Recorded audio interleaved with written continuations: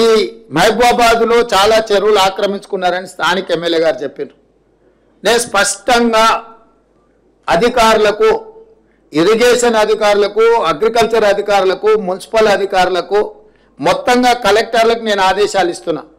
హైదరాబాద్లో ఏ విధంగా అయితే లేక్ ప్రొటెక్షన్ కోసం మనం హైడ్రా పెట్టి ఒక ప్రత్యేకంగా డ్రైవ్ మొదలు పెట్టినామో, కొంతమంది స్వార్థపరులు ఈ చెరువులను ఆక్రమించుకొని వాళ్ళు ఇళ్ళు కట్టుకోవడము, ఫామ్ హౌజులు కట్టుకోవడమో, లేకపోతే ఆ స్థలాలను ఆక్రమించి లేఅవుట్లు వేసి అమ్ముకోవడం ఏదైతే చేస్తున్నారో ఇది క్షమించరాని నేరము.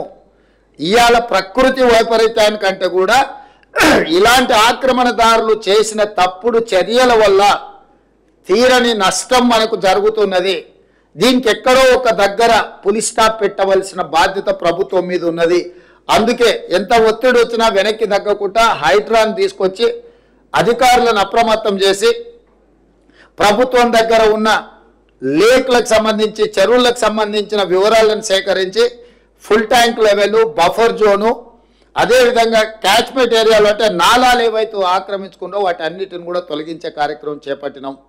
ఇవాళ ఇది జిల్లాలకు కూడా విస్తరించాలి అని చెప్పి డిమాండ్ వస్తుంది. నేను అనేది ఏంటంటే హైదరాబాద్ పరిమితిలో ఒక ఏర్పాటు చేసిన యంత్రాంగము, జిల్లాలలో కూడా మీరు ఇట్లాంటిది ఒక సిస్టమ్ని ఎవాల్యుయేట్ చేసుకోండి. ఎవరున్నా తొలగించాల్సిందే. ప్రకృతి మీద మనం దాడి చేస్తే ప్రకృతి మన మీద దాడి చేస్తుంది. ఈ గుణపాఠం జరిగిన సంఘటనల నుంచి మనం నేర్చుకోవాలి. మనిషి అనే వాడికి ఆలోచన చేసే శక్తి ఉంది కాబట్టి ప్రకృతిని మనం చెరపట్టాలని చూస్తే ఆ ప్రకృతి ప్రకోపిస్తే ఏం జరుగుతో మనం కళ్ళతో చూస్తున్నాము. అది ఉత్తరాఖండ్ కావచ్చు, లేకపోతే తెలంగాణ కావచ్చు, విజయవాడ కావచ్చు, లేకపోతే హైదరాబాద్ కావచ్చు.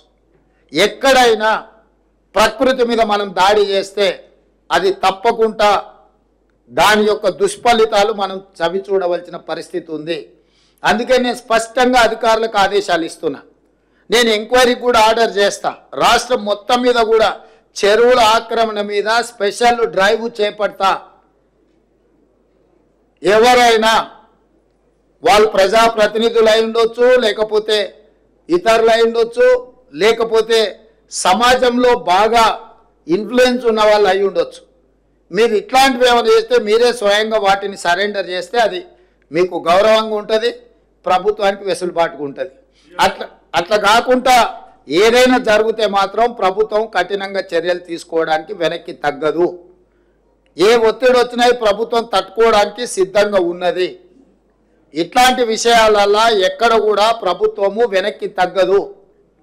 కాబట్టి ఈనాడు ఈ చెరువులకు సంబంధించి, కుంటలకు సంబంధించి, కాలువలకు సంబంధించి, నాలాలకు సంబంధించి స్పష్టమైన చర్యలు తీసుకోవాల్సిన అవసరం ఉన్నది.